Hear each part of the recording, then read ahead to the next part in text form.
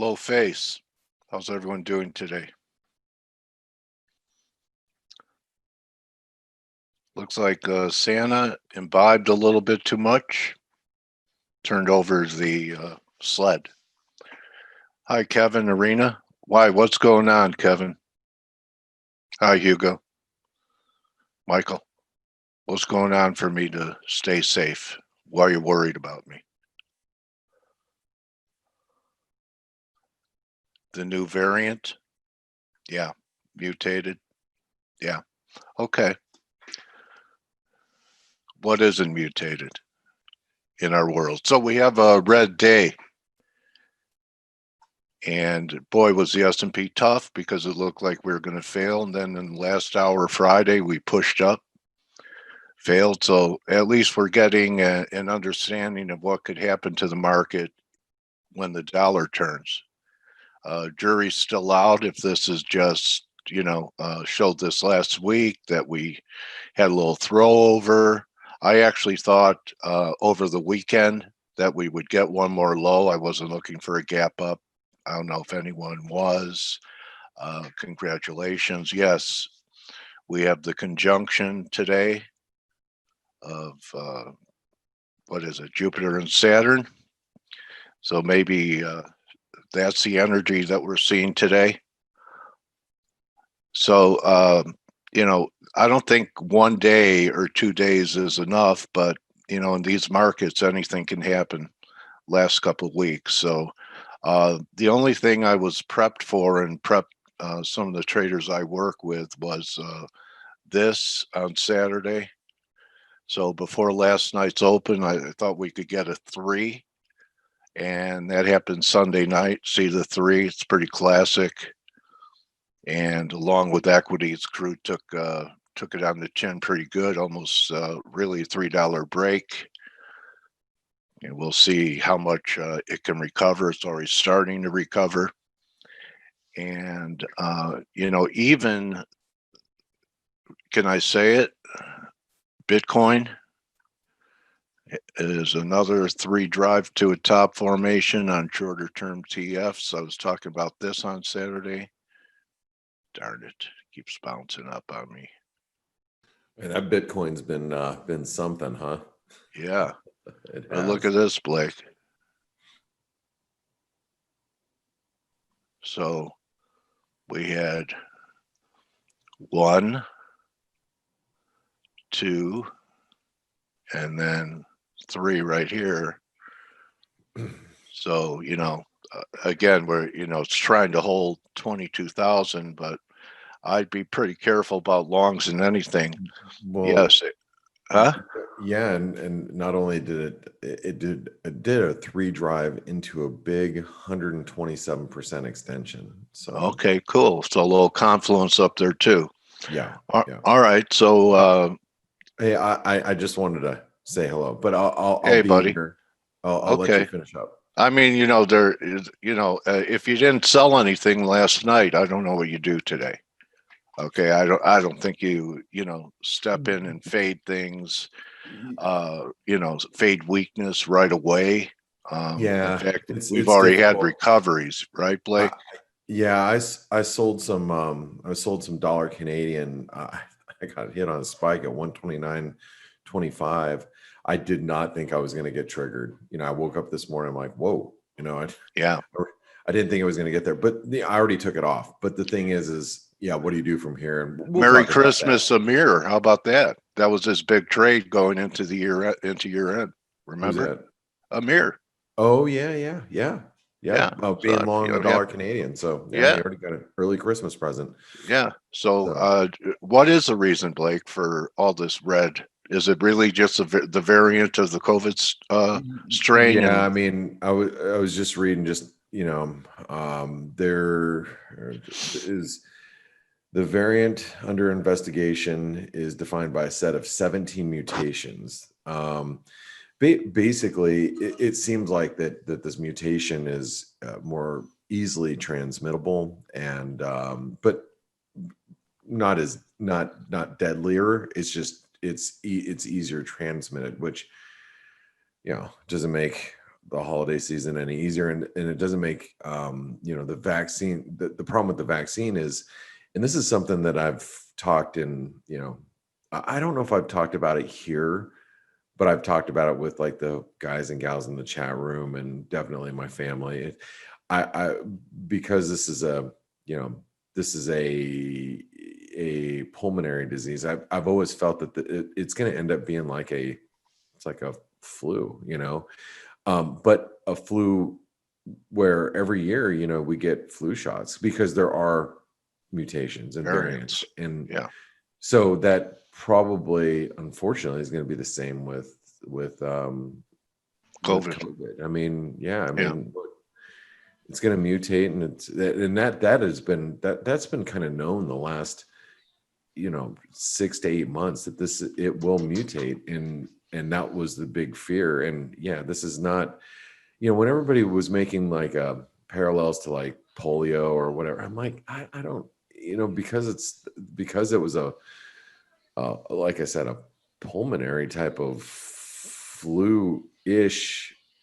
And I'm not a medical professional, but I just felt that, hey, it's probably going to be something that we're going to have to, be vaccinated on a yearly basis, and it does seem like that might be the case, and that's unfortunate because that's going to hinder, at least it's going to everything. Hinder economic activity now. When people realize that we do have to, treat for this probably once a year, and we're going to have to get some sort of vaccine, then, I think it'll normalize a little bit. People will normalize, or they'll learn to live with it a little bit more. But man, I don't know. But that's what's freaking out the market. You got that on top of the stimulus, which looks to be passing today, but it's a buy the rumor, sell the news type of event. We knew that it was coming. So and the market seems to be underwhelmed by it. I think they expected something more.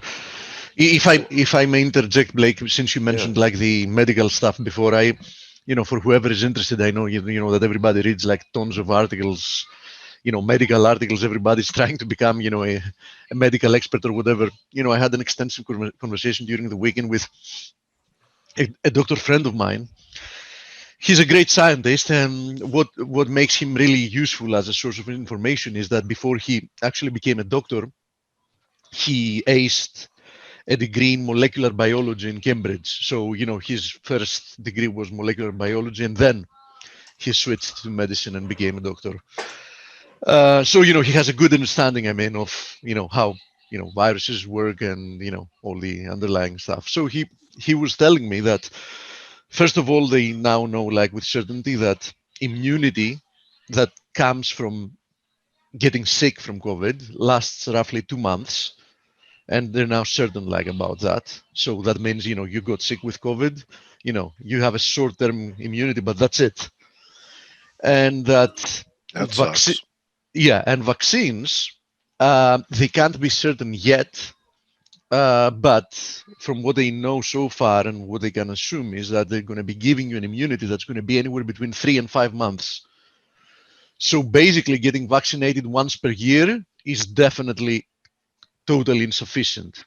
He also told me, which is interesting, that opposite to what many believe, vaccine is not going to be the solution because of the intricacies, as I explained, for example, the fact that it won't give you like an immunity for a long period of time. But actually it's like a stopgap because they're actively working on, in essence, therapies. And the problem is actually going to be solved when they have like, potent therapies that, you got COVID, you'll know that you're going to get, your X medicine, and, you should be fine like a week later with, minimum side effects and, with high efficacy. Yeah, so it's like pneumonia. I mean, like my wife got pneumonia twice, and she was treated for it, and got her out of the ER both times. I mean, it's probably that's exactly what it's going to be like, Steve. It's like, you just didn't get the flu this year. You actually got COVID, which is similar to pneumonia. Yeah, exactly. And he believes that no matter what, especially since supply shortages are going to be a thing, he believes that 2021 is more or less going to be lost as well. Well, that's depressing. Thank you. Yeah, it is. This webinar. I hate you now. Go away. All right. I want to. Don't shoot the messenger. All right, whatever. Okay, you know what? Let's let Dale wrap up his thing, and I'll get started on the analysis so I can pass it back over to Mr. Depressing. Thank you. Tamiflu doesn't work. Okay, so guys, I mean, you look at the dollar right here. We do have a chance for a weekly reversal. It's right here. And I'm not sure it's going to be a shortened trading week. I think Thursday is a partial day, but closing back over 90.76, which we're almost at, would be a 2-week reversal on the dollar. Yeah. So that may have been it last week. We'll see. I just don't see anything new to do unless you did something last night. So be careful in these very thin illiquid market conditions, and reduce size is my advice to you if you want to trade. And you know it's okay to do nothing for the next couple of weeks too, and just recharge your battery and get ready to sign up on our promo and hit it hard in January when, well, people won't come back from the Hamptons this year. Usually they, during Christmas and the summer, they return to New York, but now is kind of a haven for them to be out there. So, but the volume will return.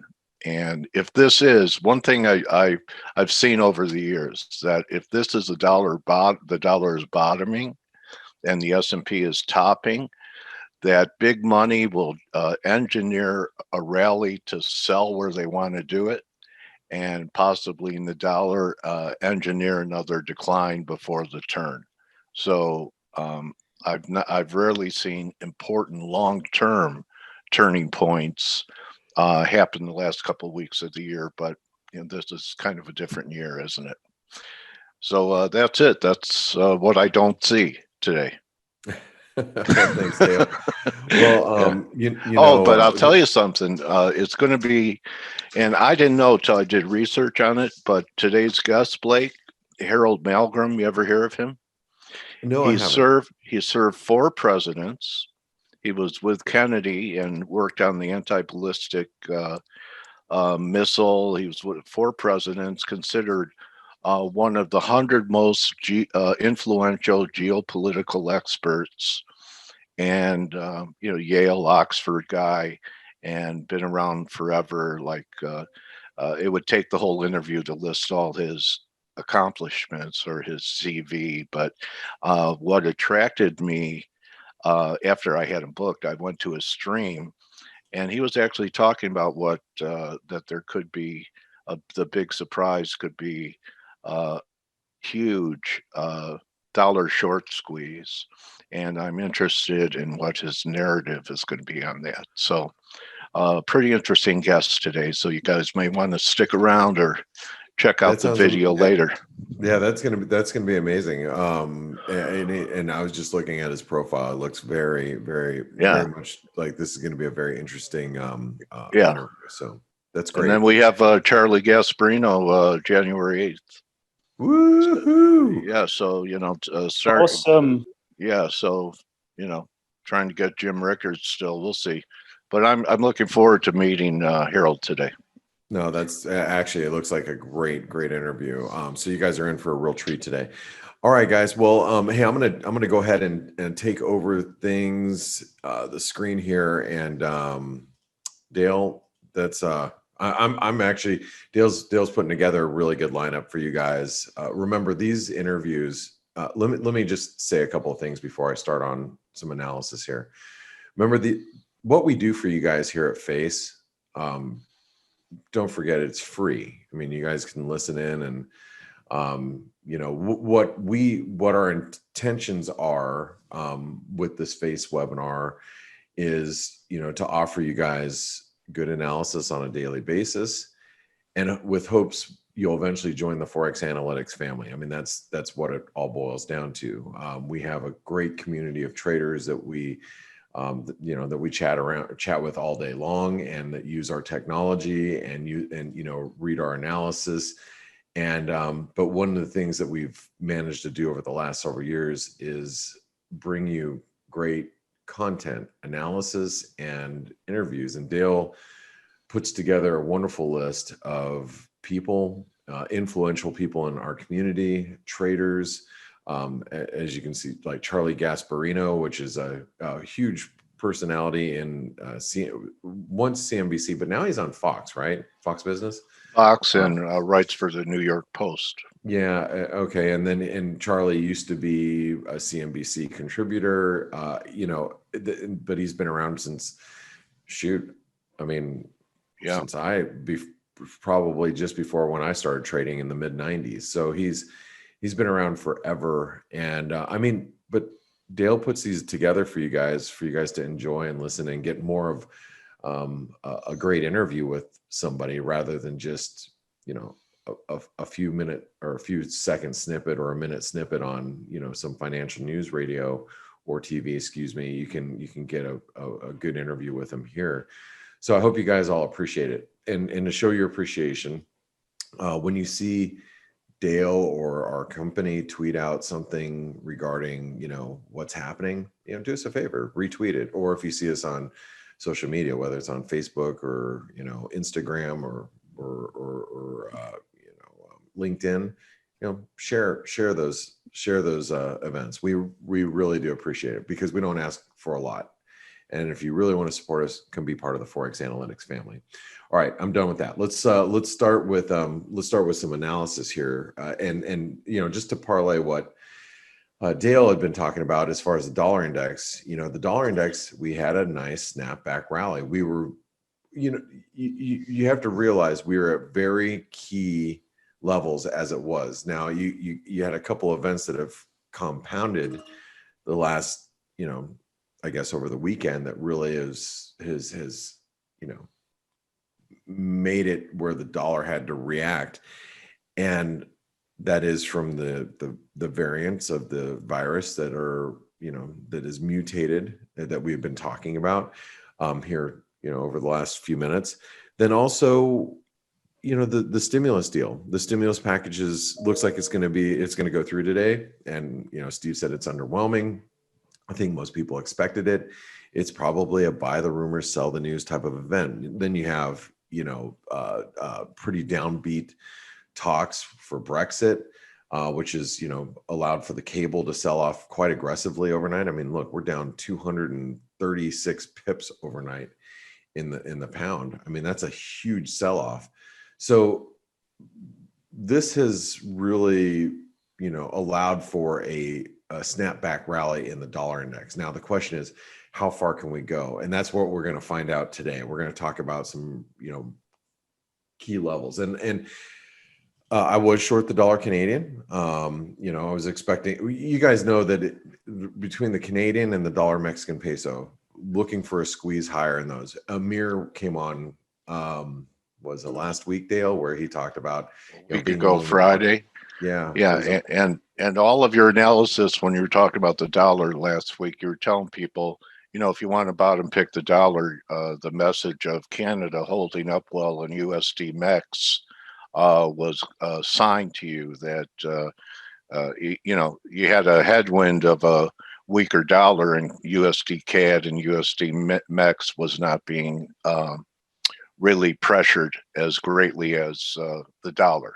Yeah, so, you had the Aussie hitting new trend highs, Kiwi hitting new trend highs, but the dollar MEX, dollar Canadian, they'd been holding up. So now they were tells. They were tells. Right. Now we already got the squeezes. So now the question is, okay, well, what do I do from here? And this is where it gets a little tricky, because if you didn't, or you weren't participating, how do you participate from here on out? And for me, depending on what happens today, and what I think is happening right now, is we're seeing a little bit more of a sell-off in equities, and equities are going to continue to pull back a little bit, which means that the dollar could still have some room to run.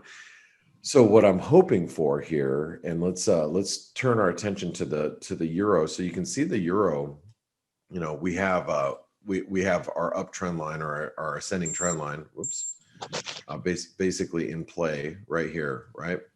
So if that breaks, which I'm going to make the assumption it's going to. Now the question is how far back can we pull back? Well, would be from 120 to probably 120.50 or 120, whatever this is, 30, 40, somewhere around here. So that is where we probably will continue to pull back towards these levels, and we might actually even be able to do that over the course of the next, I don't know, couple of days. It's quite possible. So sorry, I didn't mean to yawn on you guys. So what we're going to be looking at today is we're going to be looking at the lows today as being support, because if that breaks, or this horizontal these little spike lows break, that should open the door then. So that comes in at 121.20. All right, that's the horizontal support. I think it's key. Resistance now. If you're like, oh crap, I missed this move, and I really would rather just sell a rally. Well, if that's the case, then I think you can probably look for a bounce back up towards 122.50. Maybe this previous support here as an opportunity to be a seller if we get a bounce. But that's how I would approach it. I would wait for a move back up towards, let's call it 122.30. Okay. And I mean, that is the highs from overnight, 122.35. I think if we can get a move back up there, and if you're like a dollar bull and you really want to play the dollar on the long side, I think that's the place to do it. Sorry, I'm yawning. It's Monday, and boy, it's when it's cold and it's dark here, I sleep much better than normal in the summertime when it's 1,000 degrees and where I live. Anyway, here's the cable gap down, sold off. Now look what we did. Let's stop here for a second. Okay.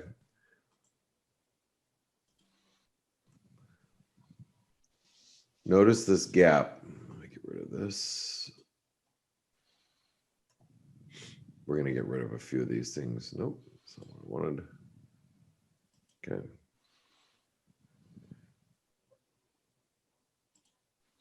Notice the gap right here. Okay. We filled it. We came all the way down to 131.82. Okay. So 131.80. So I think now any dip towards 132.20 is going to offer great support. And by the way, the euro is still bullish. The pound, I'm a little, even though, and by the way, I do have some cable, well, some pound long, not cable. I have pound long, but against the Aussie. And I did sell some euro sterling this morning, but the thing is the pound dollar kind of scares me, because we did close above 135, and now here we are trading well below 130, 133. And I don't know if Brexit's going to get done. It's as we talked about last week, the fisheries has been, it's a big sticking point. And it, if you forget the conversation from last week, we were talking about how Norway tried to join the EU twice and unable to because of the disagreements with, fishing waters. So, I mean, this is obviously going to be a big issue in the EU and with the UK. So, let's see if they can finally get something done, but I don't know. The price action is a little nervous or nerve-wracking with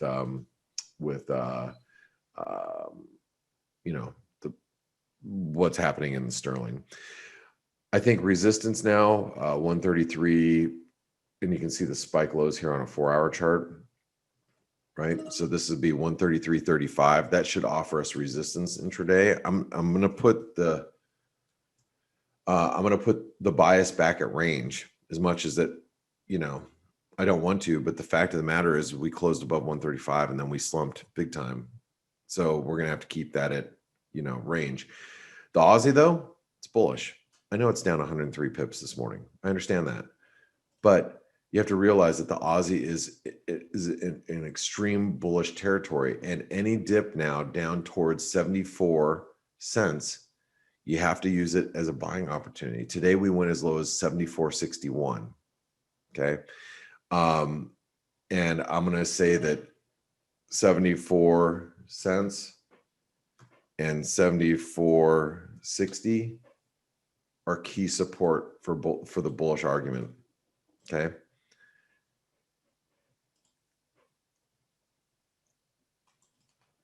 This is your support zone. And this is where, if I was going to buy the Aussie, I'd be buying it down here. Okay.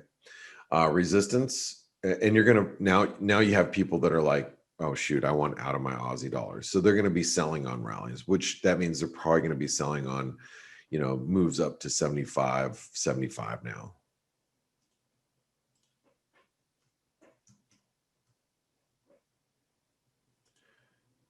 Kiwi.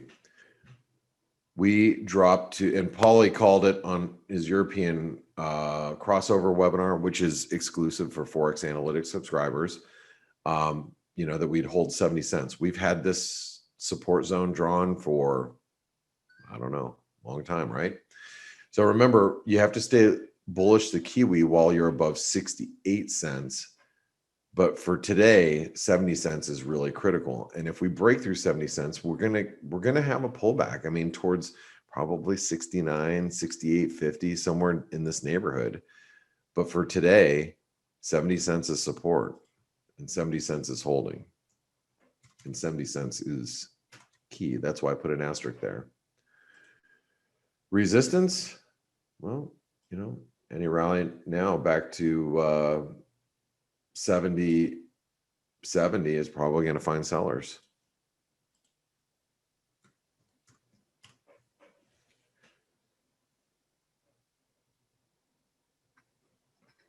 Okay, let's talk about the dollar Canadian. And if you're new to the FACE webinar, we do this every day. Just so you know, we go through the same process every day with all the majors. So you know where your key support and resistance levels are, where the biases are. So even if you're trading counter trend, oh, well, I'm trading counter trend. I should trade a little smaller because I'm shorting the euro in a very bullish trend. Yeah, it's fine. Just know that you're trading counter trend. Take smaller positions. That's it. We trade counter trend all the time. I do all the time. Okay.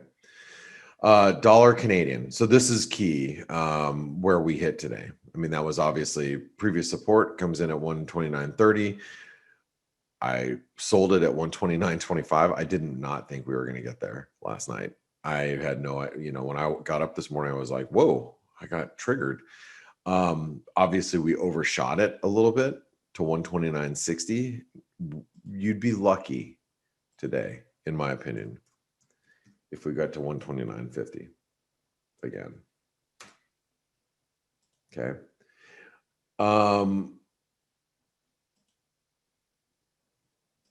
We're going to stay in a bearish trend because it really is.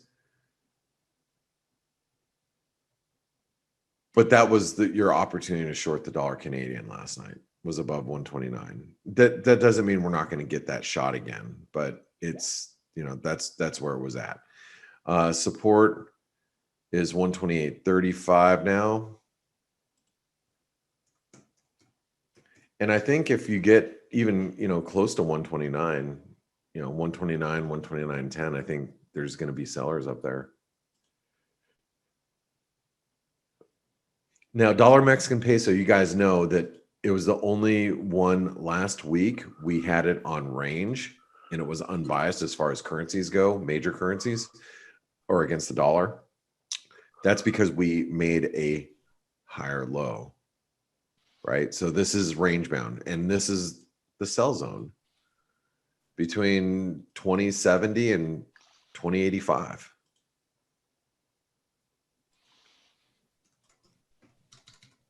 $20.70 is resistance, support. 2020. Remember 2020 was big on the way on the way up.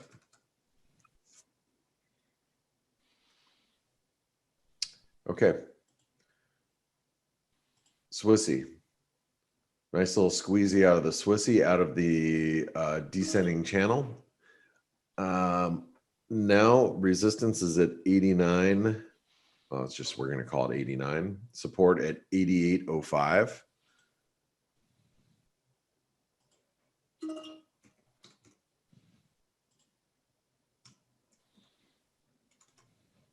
We're still in a bearish trend. You know, while we trade below 90. So even if we get a continued rally here over the next, 24 hours, you got to be using that as an opportunity to sell into. US dollar, Norwegian krona. Similar. 855. Remember, we wrote that down last week. That was kind of off the cuff because it was channel support, no other fib level support. Well, guess what? It held like, I'm going to use Polly's terms. Polly, correct me if I'm wrong. The Rock of Gibraltar? Is that what he said? He always says that. If you guys listen to the European crossover, that's some Polly slang that he throws out every once in a while. 890 will be resistance. And matter of fact, I think that if we get anywhere near now, 86. Remember, this was the double top completion. So now if we get anywhere near 863, that'll be support. So let's I think Paulie's the Rock of Gibraltar. That's right. He might be the Rock of He's Gibraltar. steady, man. He is. Can't move that guy. It's funny because he used to say that all the time. I'm never up for his analysis because it's in the middle of the, it's while I'm sleeping. Yeah. But anyway, it's always it's wasn't that a Prudential commercial? He showed the Rock of Gibraltar. I think it is. Yeah. Resistance now for the dollar yen. I'm gonna I'll have to write down 103.90 support. 103 now. If we get any dip down there, you guys know I'm still not trading this thing. So I tried it. Hate it. Nothing's changed. So this is, I'm going to put it in range now, because of that false breakdown.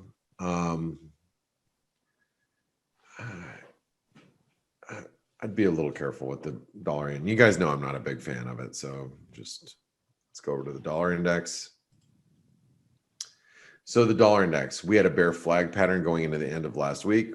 Obviously, we gapped up above this 90.15, and now you have to imagine anybody now. This is your range for the dollar index, right? So if you get any dip now to 90.15, you're going to find buyers because that was overnight. Those are the people that are like, "Oh crap, I got squeezed hard. I need to, cover up some shorts." We are still in a very bearish trend. Now, we had this blue line drawn from last week, right? That's at 91.15, and we spiked up towards 91.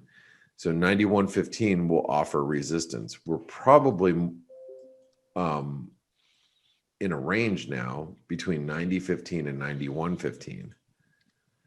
So I still think we're in a bearish trend. Let's go over to the S&P. So the S&P, we came out of the ascending wedge. Look what we held. Imagine that, right? That was drawn from last week, 3,600. It's actually just slightly below, but that's the previous high. Yeah. So that's going to be key. 3,600, 3,590. That defines the bullish trend right now. We have to stay above it. If you're a bull, we have to stay above it. Okay. Resistance. Now this is where all the people that are like, "Oh crap, I didn't get out last night," they're going to want out. So they're going to want out up here at 36.90. So if we get a rally back, expect sellers up here, right? Nice. Right there. It's really tough, see how they shook everyone out Friday on the close. We were down sharply, I don't know, about 25 handles, and then came back and made a marginal new high Friday. It was really a tough close to take home short. Yeah, it was, of course. Yeah.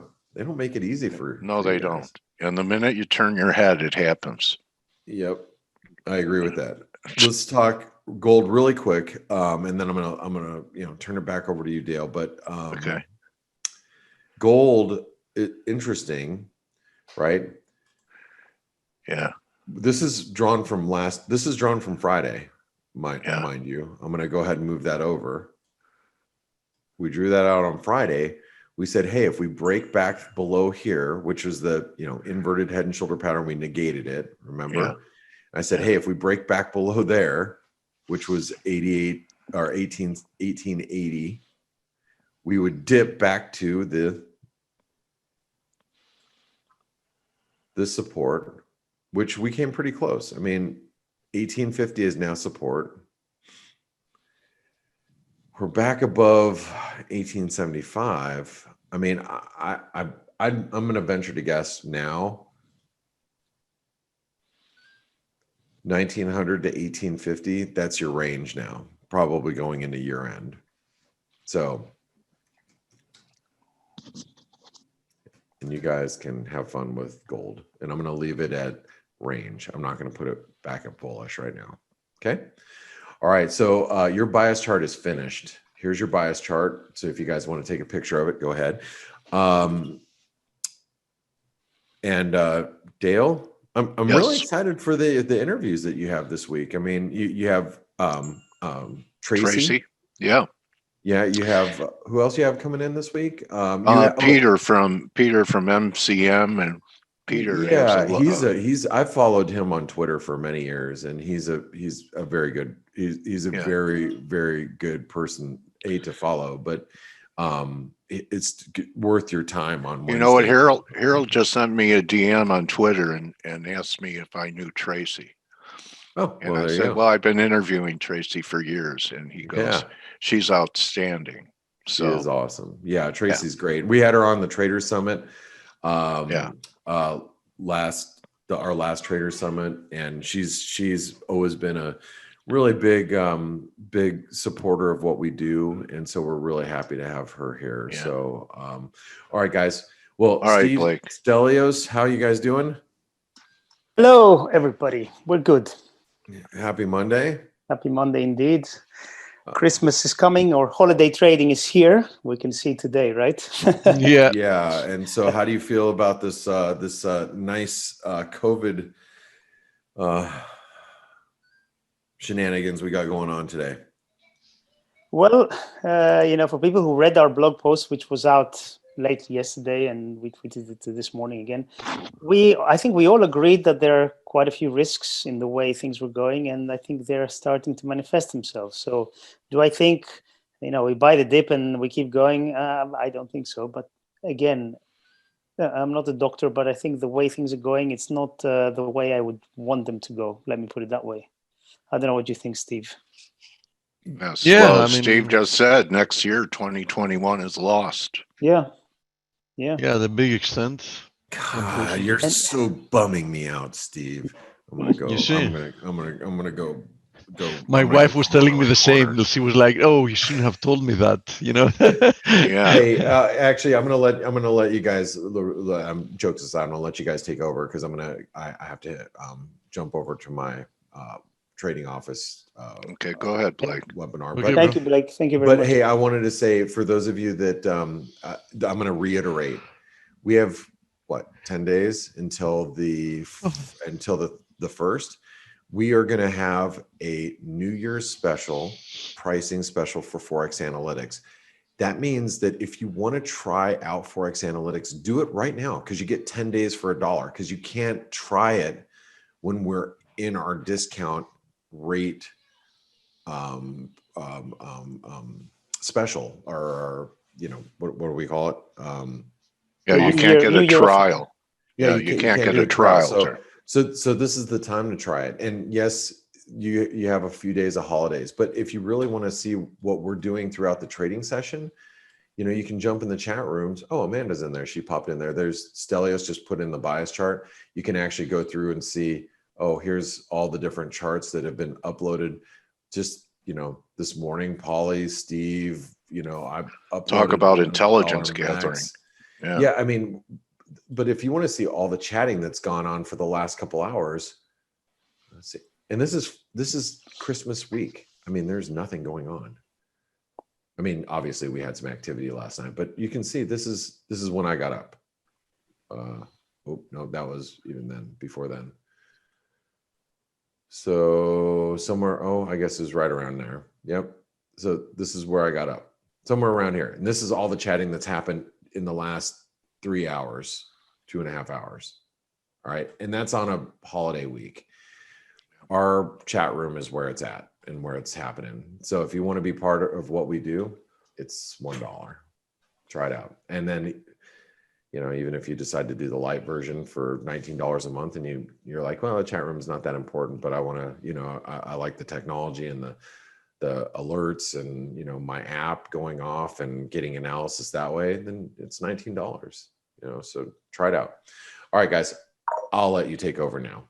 I'll see you guys on the daily roundup, which is only for ForexAnalytix subscribers. I'll see you guys in 4 hours. Thanks. All right. Thank you, Okay, Blake. Thank you. Hey, Stel, EG got to 92 again. See, you didn't miss anything. Yeah. That's good patience. Yeah. So what do you think now that it's back there, you still like it? Or I'm starting to get a little bit worried. Yeah, I must admit, I've been relatively, not sure, but I was relatively confident that there's going to be something agreed. But, you know, they're leaving it really late. Plus, what worries me is this new COVID strain. Variant. You know, I have all these, I have all these people, my friends and family who are in the UK and especially London, and they're saying, look, this is not good, and the measures are really severe now. And, you know, no matter what happens, these things, they're going to be felt for a long time in the economy, in the UK economy, and I think global economy as well. So, you know, even with a Brexit deal, I think there might be problems with the UK and the pound. So I'm a little bit nervous now. I'm definitely not selling the pound. I mean, you know, buying euro sterling or selling cable, but I don't think it's a no-brainer anymore. So I'm just gonna see. I have this thing where I rarely trade in the last 10 days of the year because you can see price moves like we've seen today, and it can just chop you out. So I'm watching price action, and I will decide as it goes. But at the moment, I don't have. I'm not doing anything. Okay, buddy. So the UK, we've had. You know, there's still no progress on Brexit, or at least no firm announcement. So the more this continues, the more the pounds are going to struggle. In the US, we have today apparently is going to be the voting of the 900 billion package. I think it was something like $600 payment to people's accounts, per person. Which everybody said straight away that's nothing. Well, you know, let's make it $6,000. You know, who cares? Print the money. It's just one more zero. I mean, come on. One more zero, yeah. Don't be cheap. Yes, exactly. But you know, bottom line is we had some market volatility. I was amazed by metals overnight. You know, I woke up actually in the middle of the night and I checked my phone and I saw silver being up like 6% or something like that. I'm like, oh damn, I missed that boat. But it's getting a little bit. The markets are getting a little bit nervous. And frankly, if we do see a proper equity sell-off, then metals have to follow. Not. I don't think they're going to be as sold as hard as they were in March. I think the market has learned its lesson, but they're going to be liquidated as well. So I think we may still get a leg lower in metals as well, which is what I'm waiting for. I have said to myself, I want a weekly close above 26.50. And, you know, we got to 27 today, but now we're back below and it's not a weekly close. So as soon as that happens, even a daily close. It's not a daily close. Yeah. And that's what I decided, and I'm sticking with that. When it was at 27, I was thinking, damn, I've just missed it. And there was a tiny bit of FOMO, but I said, no, I'm just going to stick with what I said. And they just came back down, thank God.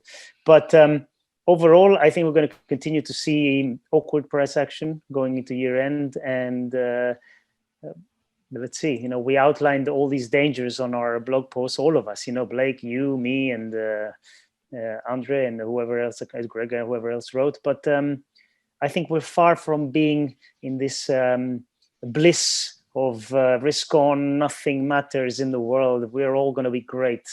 Unfortunately, I don't buy that. That's why I'm basically in cash, mostly in cash.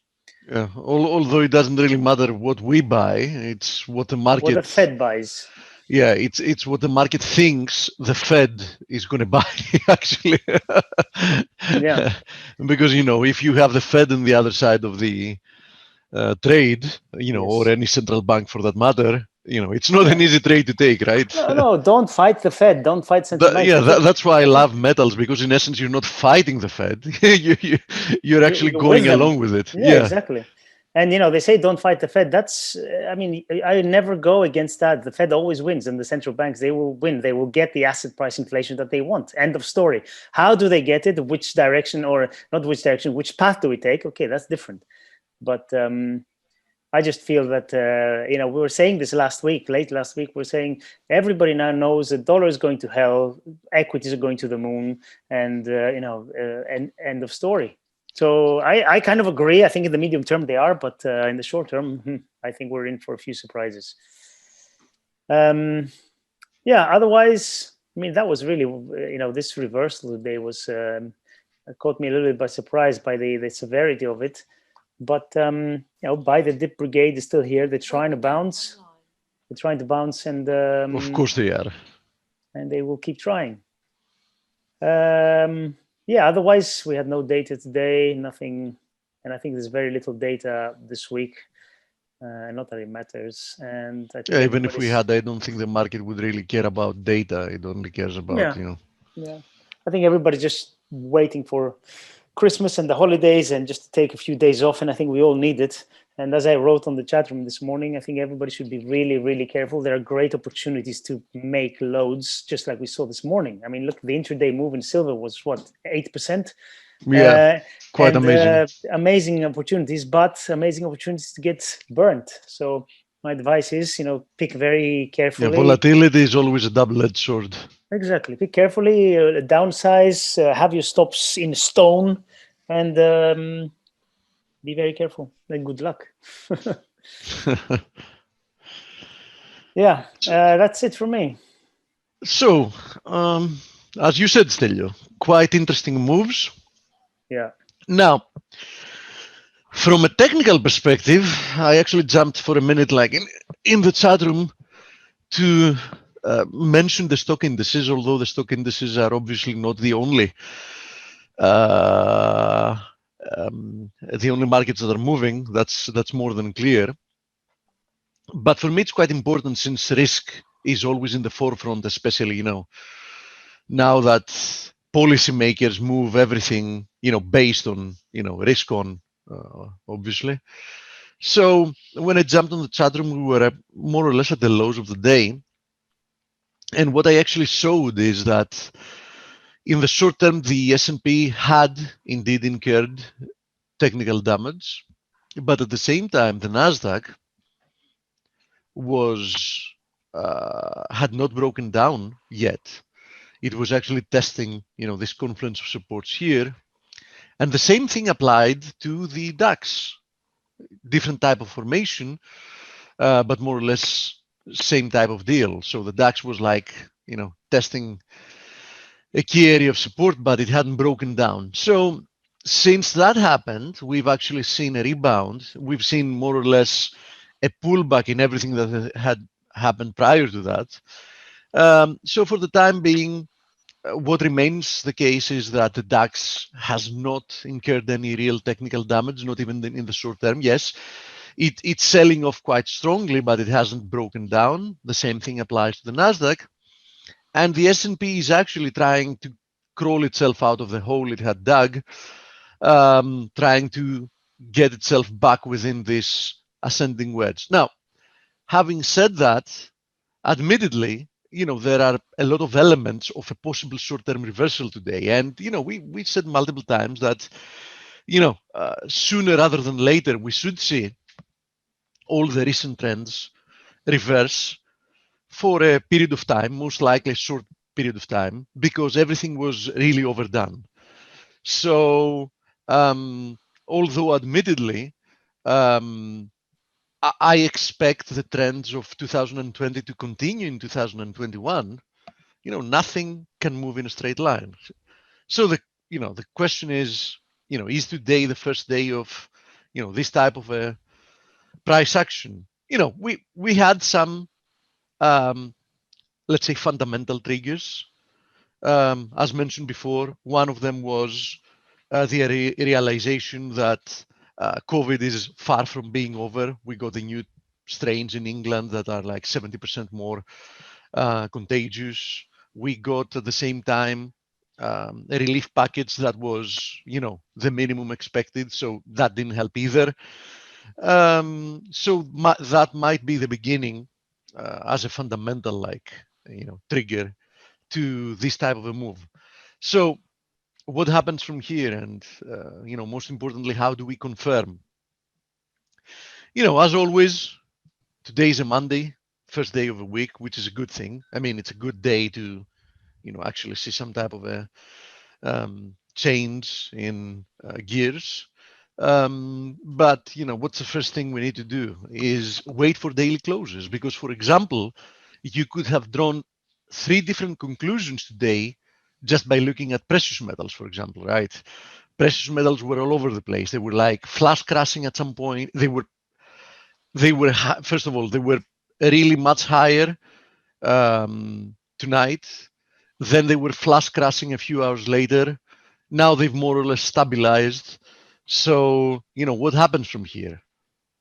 Wait for the day to finish. Let's see what type of candlesticks we get by the end of the day. Now, ignoring the candlesticks for a bit, what do I see when I look at silver, for example?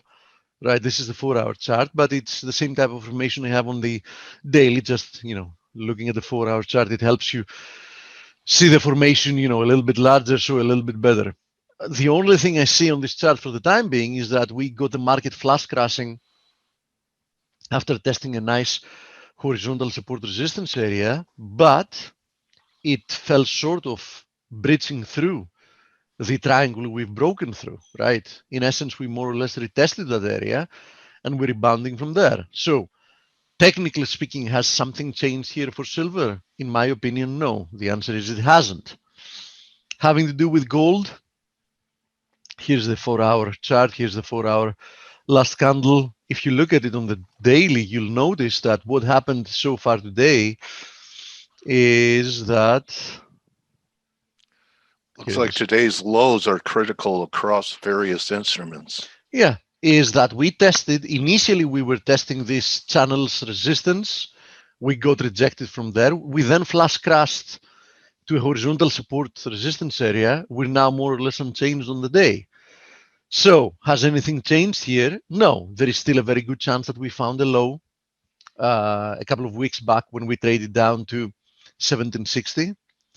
At the same time, though, we haven't managed to break through this corrective, in my opinion, corrective. I mean, I think it's quite clear channel. So, is there still a chance that we can spend more time consolidating the multi-year gains before we can actually continue higher? Yes, there is a chance.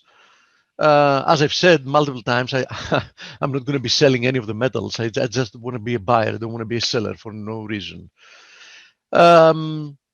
Moving forward, look at copper, right? I mean, expectedly, with the sell-off we got in stocks, copper sold off as well. What is copper doing as we speak? It's testing this ascending wedge trend line support. So let's see what happens from here. I mean, a breakdown from here, I think is going to be a very nice technical signal that we're finally, after March, because keep in mind that copper has been in an uptrend producing higher lows for, what is it now, like 10 months, more or less? No, 9 months. Yeah, 9 months. So for 9 months, and it in essence had no real correction lower, right? I mean, every corrective move it had, it was more or less consolidating over time than just correcting, in price. So, at some point you need to see some type of a move lower. That is what we drew some time ago. More or less, we can see that happening, unfolding. I've said before, we've cleanly breached through this like 330 area. So I think, at least revisiting 330 to test it as support is going to be, a healthy corrective move. We can even correct even lower than that and still be in an uptrend, right? So let's see what happens on a daily closing basis. We still haven't broken down, but admittedly, RSI was diverging, momentum was waning, conditions were clearly extreme, and copper was very, very overbought. So yeah, we might be about to get something like that. Let's hope so. Now, very similar to copper, at least in the short-term price action, is crude oil. If you remember, I talked multiple times last week about the potential of crude oil topping if this proves to be an ascending wedge, because that's an if, of course, right? You can always have information like that to only break higher from it and accelerate higher. If that was to happen, then you get another type of a scenario, which is a blow-off type of top, right? Because when you have an ascending wedge like that and you actually manage to break through the resistance, usually what follows is some type of a blow-off type of price action where price goes vertical for a short period of time. Everybody capitulates and it's like, oh my god, I can't do this anymore. I can't even consider shorting crude, and short after that you get like a big reversal. But for the time being, the risks after today's candlestick, as it seems to be forming for the time being, is that this is a short-term topping formation. I'm going to stress out the part short-term because I don't believe that crude is actually going to be topping here and continuing like a bearish trend. But I do think it's in good need of a corrective move lower. So similarly with copper, I think crude is going to tell us, and the S&P, because if you noticed, the S&P, copper, crude oil, all of them have the same type of formation, right? And all of them more or less are on the precipice of breaking through that formation, which technically is going to open the door for a deeper move to the downside. So where would I be looking for crude to move? Assuming that we break through this, I think that clearly the first area of support should be considered to be roughly here at $42. So that's $5 lower. That's more or less 10 plus % to the downside, not too shabby. So I think we can at least go down to that level, right? We might be able to do more than that, but we should at least revisit 42 if this proves to be like a short-term top here. Now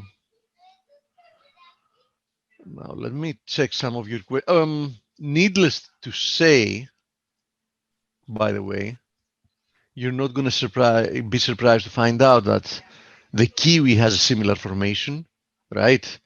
Here is a commodity currency that looks exactly like that. So Kiwi is already breaking down, at least on a daily basis. Let's see what happens. Aussie didn't exactly have something like this, more or less like a channel, although if you focus more on the shorter term, I guess you can also derive some kind of a wedge from this one as well. Let me see. Let's see. Yeah, something like this, right? And the opposite applies to pairs like, because the dollar is in the other side of the equation, obviously. Here is USD NOK. Nice attempt of a rebound higher. We've already pared back most of the gains, but still quite a nice reversal. Here's USD CAD. Right, USD CAD breaking through. USD CAD can also be interpreted as a descending wedge, right? I had two formations drawn here. One of them was a channel. The other one was a descending wedge. This one. Let me erase this so I make it more clear. Right. So yeah, we seem to finally be, trying to reverse higher after big periods of sell-off in all these instruments. I think these reversals are going to prove to be corrective, but nevertheless, for the time being, they're reversals. And I think that if we confirm today, we might end up having a decent follow through. I mean, decent enough for somebody to make money trading this, right? Here's also USD MXN breaking again through this previous channel's trend line support. Let's see if we can actually close above that. That's also probably going to be indicating that we're going to see a bigger rebound coming. But, for all of that, I mean, what the dollar does, and especially, what commodity currencies and commodities and precious metals are doing, the one that's holding the keys for any move is this one, S&P. S&P, is like the global barometer for risk. So, it's all about risk on, risk off. We confirm risk off conditions. Everything else should move in these directions we talked about. We don't confirm today. We should, see stabilization and, probably consolidation. In any case, admittedly, from a risk reward perspective, now that we've pared back some of the losses, the earlier losses of the day, I have to say that from a risk reward perspective, shorting here makes sense, right? It does make sense. Because we have enough elements to say that, okay, there is a decent chance that we're going to see this type of moves unfold for at least a few days. We're off the lows of the day, substantially off the lows of the day. We're back testing this broken wedge. So, if you say that... Thank you, Steve. Oh, we're done. Okay. So we're like 2% of the highs, right? So risking 2% to make perhaps... I guess we can go back to 3,400, right, Dale? It's not bad. Yeah.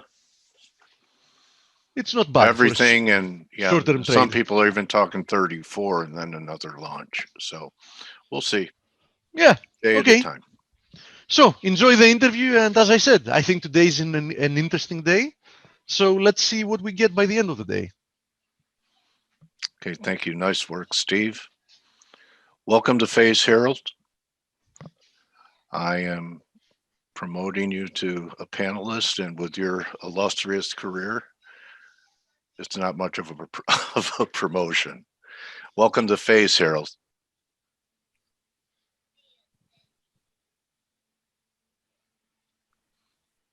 Your mic on? Yeah, I have it now. Yeah, great.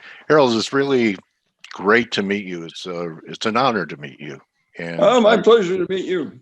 Yeah, so I'm very interested in talking to you. I've done some due diligence and read about you. I mean, if I went over your CV and everything you've done in your life's work, it would take the whole interview. But I just want to let our viewers and listeners know that you have served 4 presidents, and I'm going to share my screen because we're going to be talking about a few things here, and that you're known as one of the 100 most influential geopolitical experts on the planet, and that your first job in government, if I'm correct, you broke in with the Kennedy administration. Yes. So, okay. So, I mean, with all of these achievements and your life's work, what would you say has given you the most satisfaction with what all the different things that you've done, Harold? That's a hard one because coming to government service was really exciting, and one way or another, I was given the opportunity to make a lot of decisions and learned about power in Washington, and that was a big high point.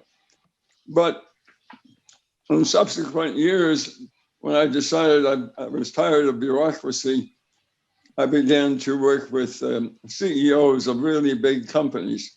Okay. And that was pretty exciting. I mean, I was brought in to rethink the future of IBM in 1980 in a huge rethink.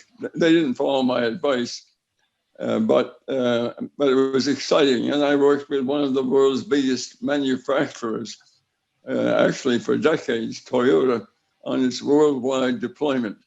So those experiences, several other big corporations, were a different kind of highlight because they gave me a personal view of how the world works as seen from inside giant enterprises.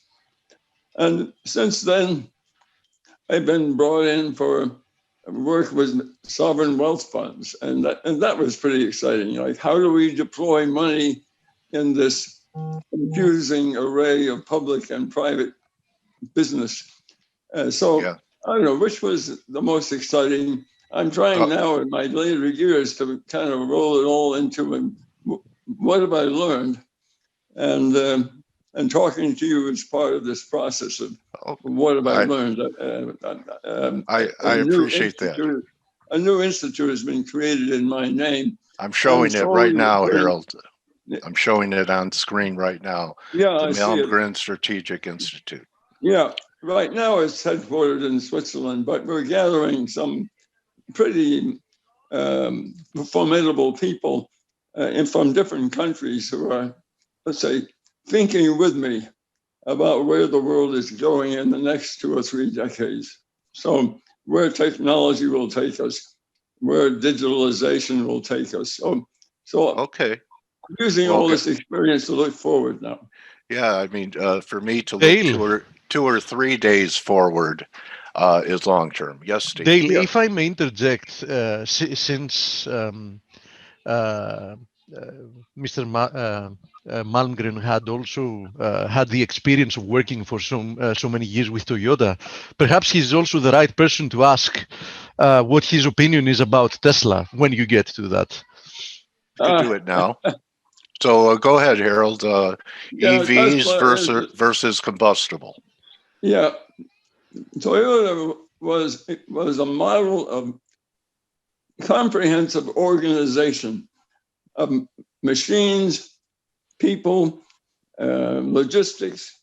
I mean, they were the first to really emphasize just in time. Tesla is a brainchild of one person, and it keeps expanding. It's a brain that keeps expanding, but it's also scattered all over other issues. And to me, it's an elusive creation that simply has no coherence. It's entirely dependent on one brain, and that is not an organization that can survive. Interesting. Okay, and sometimes that brain can be a bit erratic as well. So, yeah. So you're a big believer in teams and communities and collaboration, then, Harold. And yes.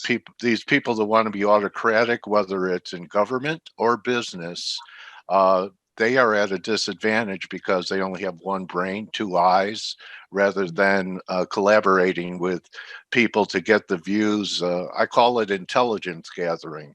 Has that been a big part of your career too, by being open to listening to other experts and helping you formulate your opinion through people's work that you respect? Yes. I've always believed that teamwork was essential to accomplishing anything, whether it's in politics or in concrete business, construction, or just organization. Nothing gets done unless it's done in some form of organized effort. Single people or single points of decision making don't work. Now, the most vivid example was the old Soviet Union. I had the chance to go to the Soviet Union with Kissinger and George Shultz and others in 1973. And for various reasons, I was asked aside and said, is there anyone I'd like to meet? And I said, I'd like to meet the boss of Gosplan, which was the central planning unit for the Soviet Union. And they arranged a private lunch. And I did meet with him. And after he explained how it all worked, I said, but how can you trust any of the numbers you get? And he said, I don't. I fly around and open and close the warehouse doors to see if they're lying. And occasionally I zap somebody with prison time or worse. So that's how our system works. I said, your system is not sustainable. You cannot centralize that much. It's too big to manage. So I'm giving you that example because it applies to China. China is now moving towards higher centralization. It's not sustainable. At some point, it will all be one decision system, and it will break down. I do believe you have to do this by teams, all the way up from bottom, and that's how everything works. Politics, business. Okay. Well, you know what? Why don't we, since you brought up China, and I've read some of your stream on Twitter, and Right.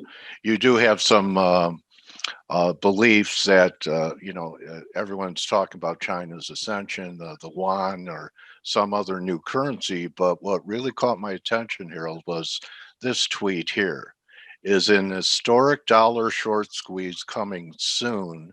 Because this is our wheelhouse. It's FX.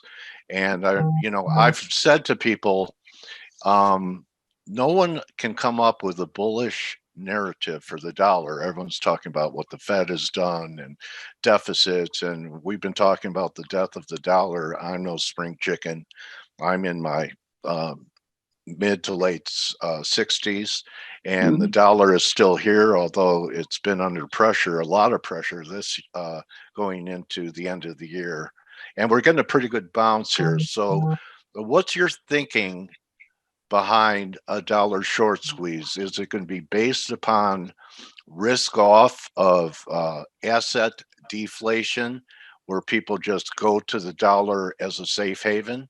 Or is there any other dynamic that I'm not aware of in your narrative for this possible scenario? I think you have to begin with the dollar relative to everything else, because that's for your theme about foreign exchange is relative to what. So we have, yes, dollar weakness at the present time based on the risk analysis among various assets in a Federal Reserve or central bank made market. But just step back from all of this. What is the outlook for Europe? Continental Europe looks to me headed into a prolonged recession, not a short-term virus recession, but I see weakening export capability of Germany and its partners. I think the Eurozone is in severe trouble. And so if you want to be in a stronger currency, you can't go there, because I see the euro temporarily strong, but in the longer term, weakening dramatically. Then sterling, well, that's an oddball case. I think everybody has assumed that Brexit hurts, but I'm not so pessimistic about sterling. But it's not big enough by itself to be another alternative. So then we go to the renminbi or the Chinese basic currency. And China, to me, the economy looks like it's growing because they measure it by output, the industrial output. They give everybody a target. And of course, everybody meets it, because if you don't meet your target, you get punished. But they're producing a lot, but the demand is clearly deficient. That they're not absorbing what they're producing. And so big debate inside China at the highest levels now is, how do we expand domestic demand? And if we can't get more money out to the people, then how do we expand the state-owned enterprises? That debate is not much discussed in the press. But What do you think they're really their moving. plans are? Expansionist ideas? I mean, they built up those islands in the South Sea. They still believe Taiwan is part of their country. Yeah. And since you are, you know, a geopolitical expert, what do you see on the horizon, not just economically, but geopolitically for China and the rest of the world? Well, boiled down, I believe China's growth is slowing down. They'll be lucky to get much above 2% growth for the next several years. And in addition to all the problems, they're going to have to spend more on defense if they're going to keep being so aggressive worldwide, and that will take funds away from the rest of the economy. You know, modern warfare is really expensive. But they have a one-child policy. Their population is now headed for a slow decline. So they can't look for that to be a driver. Okay, so poor demographics are part of it. The debt structure, for years, people have been showing ghost cities in China, Harold. Yes. That was part of how they were able to expand. Do you foresee this is kind of a Cold War that we have going on between the U.S. and China? Do you see that ameliorating should and if and when the Biden administration takes control? It's popular in the press to say that it will ease off, but I don't think so. China has been super aggressive alongside, not with Russia, but in parallel with Russia in probing our cybersecurity, and stealing from the U.S. It's impossible for Biden to soften up, but he has to harden up. Okay, so what do you think the potential, can we keep a Cold War going without it becoming hot? And are you a believer that Russia was behind this hack that wasn't discovered 8 months? Yeah, well, as for Russia, yeah, I mean, I you know, after all these years, I know a lot of people in intelligence, not only in the U.S. but around the world. So as for me, I'm unbiased. I don't have a party politics orientation on this or what Trump said or didn't say. I fundamentally believe Russia has gone a little bit out of control, experimenting and trying to penetrate our systems and manipulate them. And so now China is doing it, but for different reasons. China is trying to basically vacuum up as much technology as it can from US and European companies. So dealing with that is going to be very expensive, and it's going to lead cybersecurity effort, not only in the military security area, but the same lessons are going to be applied to private enterprise. So we're going to see a revolution coming in cybersecurity in business. And it's going to come pretty fast. I would say in the next 4 or 5 years, we're going to see big developments. Okay, so are we heading towards a scientific dictatorship, Harold, where they know everything? And part of this could be, you know, I wrote a poem when COVID first broke out that, you know, it would be the excuse for everything, even though it's serious and we've lost many lives. Is this going to be the way through contact tracing and AI and cyber that we're going to continue to lose a lot of our privacy and freedoms that have been eroding since the Patriot Act after 9/11? Yes, well, you put your finger on the most important question for the next few years. On the one hand, yes, authorities will be able to see more, and what you think is private is going to be smaller and smaller. And if we go towards digital currency or cashless society, it's going to be a big leap into almost no privacy regarding how much money you have and where you have it. Do you think we're headed that way, Harold? Is that why the governments let the Bitcoin experiment continue, to get people accustomed to the digital world and the war on cash? so that they do. Go ahead. Yeah, it's moving in that direction. I'll tell you who's the quiet leader is the Bank of England. The Bank of England has been working with all the Commonwealth countries, big and small, not only Australia, but little places like Malta or Bermuda. They've been working now several years, and they're well on the way to digital currency for that complex. They cooperate a lot with Bank of Japan and with the Fed. Fed has a lot of research. It's going in that direction. I'll tell you why. Because every government, local, regional, national, in the world is heavily indebted and short of revenue.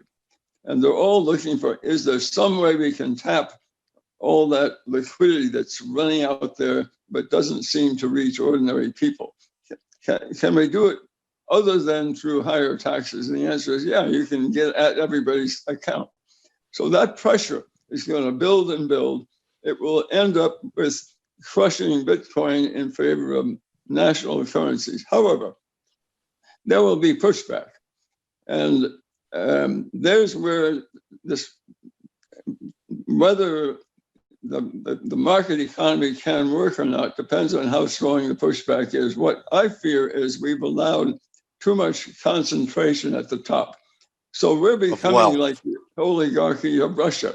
I mean, a handful of businesses in each field is dominant. We're getting too centralized. That's where the real problem is.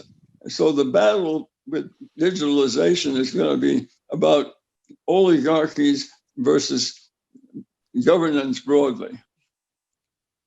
Okay, so basically you're a believer that digital currency democratizes economies?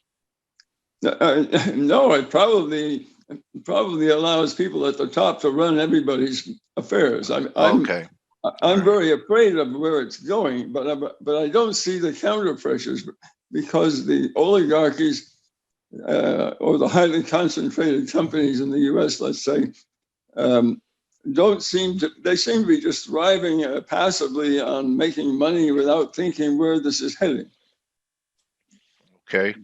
I just want to switch gears a little bit since you saw the whole development of this happening with the centralization of markets by central planners beginning in earnest really after the 2008 Great Recession and continuing on through QE and central banks taking away markets. They've entered corporate bond markets and junk bond markets.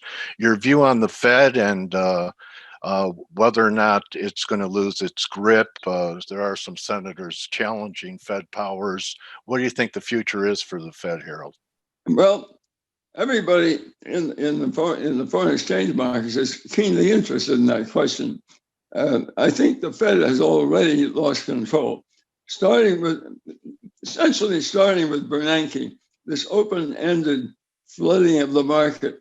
We had various names, QE 1, 2, 3, and so forth. TARP, TARP. And then under Powell, openly buying any kind of corporate debt. Way beyond its mandate. Way beyond. They could easily have, for let's say the fallen angels in the debt markets, they could easily have set up a resolution trust and scooped up just the decay, restructured that, but not buy all the debt. So instead, we're buying the zombies. It's out of control. There is no market left. And Fed can't really back out of this. I don't care what the Congress says. The Congress doesn't want a market crash that they cause. So they're not going to be so restrictive to the Fed. The Fed is a kind of monster without control. And there is no basic philosophy. I've listened to Powell explanations, and there's hardly any truth in any of what he says, but I'm not sure he is lying. I think he's in over his head.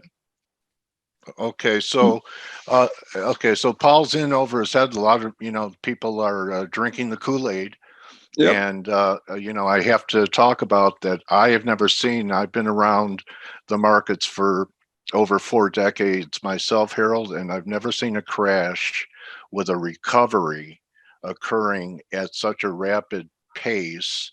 I'm wondering if you think that markets right now have become kind of like the Tower of Babel, and it's what everyone is more interested in. In fact, the people are still voting their pocketbook, and 74 million, I believe, voted for President Trump so that their 401k would remain intact. That was their belief.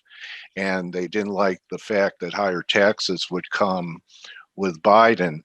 So with everything going on here in America, and we've never seen this happen on a transition of power before, do you think that we're going to have a peaceful transition, or is it possible that the United States could be looking at National Guard troops on the street before this is over? It's a good question, but let me just say, after watching so many different administrations transitions since I came to Washington at the beginning of the 1960s, each new administration has a learning period of how to get things done, and it usually takes 18 months to 2 years. I don't expect Biden administration to be any different. Passing a new tax law can't be done overnight. It's so complicated.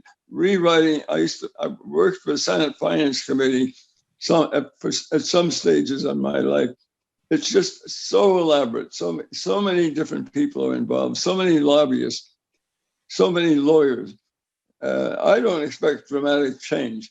I don't expect a big sweep from right-wing something to left-wing something. I don't think the progressives will take control in the Democratic Party. And I don't think the Republicans are going to be very organized. The ones who got reelected in the Senate, they're already thinking about 2026, 6 years from now. They're less and less interested in the debates of the last year. Everything is different. I think we're going to see McConnell and Biden coming to working arrangements just the way that Senate and President used to work years back.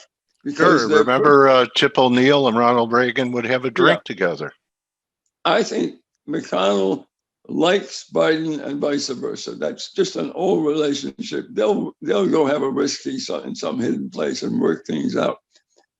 The big problem for Biden will be the House, where he's got all these people radically to the left versus the majority of his party, which is more centrist. And that's going to take a while to work out. I think it can be managed.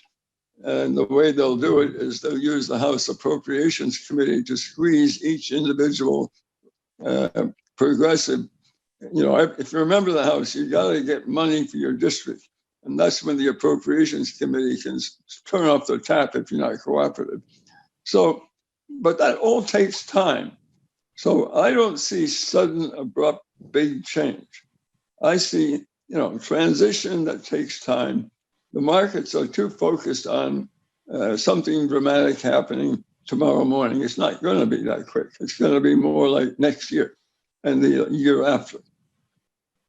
Okay, are you optimistic that we're going to come out of this COVID situation? Now there are mutations and lockdowns, and I don't remember things being as difficult when I was around in the last pandemic in 1918. Yeah, neither of us, Harold, were around for that one. No. What do you think is going to be the outcome of COVID-19 or COVID-20 with the mutation? How do we get out of this? Is it going to be that strict control and strict lockdowns that happened last spring in Europe that really never happened here? Will Biden be more open to shutting down the country completely? Well, that depends on how well we manage this infection rate. And we're not doing it well, are we? No. The President Trump just didn't address it as a national issue. Hopefully, some kind of national approach can be developed.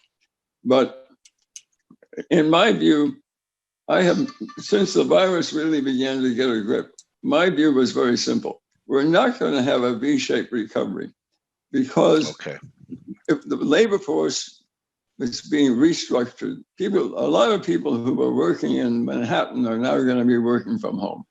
Right. That's permanent. And a lot of people who were employed in small business, they're out of business and they're not coming back. It's going to take time to reconfigure our economy. I don't think there's any V-shape coming. It's everybody's delusional in thinking we're going to have a quick rebound.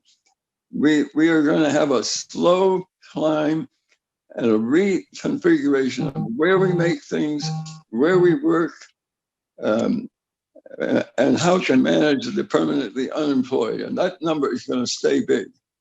I'm not surprised that the applications for unemployment are rising again. No surprise to me. I never expected otherwise. Okay, well then let's wrap it with what you're most known for, being a geopolitical expert. Is it peace in our time, or what keeps you up at night geopolitically that could possibly turn into some type of conflict with our adversaries? Well, I think that the Russians like to toy with the U.S.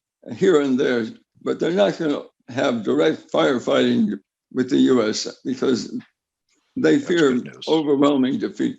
So let's set the Russians aside. The Chinese, it's a very big country, hard to manage at one point, and a leader who's got too much power and now may have to show his teeth just to stay in office. And so China is very hard to calculate. Will they conduct conflicts with neighboring countries and agitate the U.S. and we protest, or will they do something bold like reach for Taiwan? That would involve the U.S. in defending Taiwan. Right. But I don't see a massive intercontinental war. It's too expensive for both sides, too destructive for both sides. Chinese don't want, they don't want self-annihilation. They are fundamentally not as strong as the U.S. militarily. So so Harold, maybe it's a blessing in a way, the divisions and national strife that most nation states have with the polarity and the divisions in their society, that they'll be so busy managing their civilian populations, they won't have time for adventurism. Yes, and they won't have the money. Adventurism is very expensive. Nobody has money for big military adventure. Well, you know what, Harold, it was an adventure talking to you for 30 minutes today. Well, thanks for inviting me along. I really enjoyed it, and perhaps we could get together in the new year and see how things are developing globally, and appreciate you taking the time. I want to wish you and your family that you remain safe and have as merry a holiday and New Year as possible in this world at this time. Same for you. I'm getting older, but somehow I'm still perking along, and so. Well, there's a Bob Dylan lyric, Harold. Tell me what you think of this. I was older then, but I'm younger than that now. Yeah, no, that's you like it? It's pages. My personality. All right. Nice meeting you. Nice meeting you, Harold. Thank you so much. And happy holidays. Happy holidays to you as well, my friend. Adios. So that's a wrap, everyone. Remember, don't just count your pips, count your blessings. Hope you enjoyed our interview with Harold Malgrim. You can follow him on Twitter and his writings at Hal's Rethink. Think at HALSRETHINK. And see everyone tomorrow. Good hunting the rest of the day.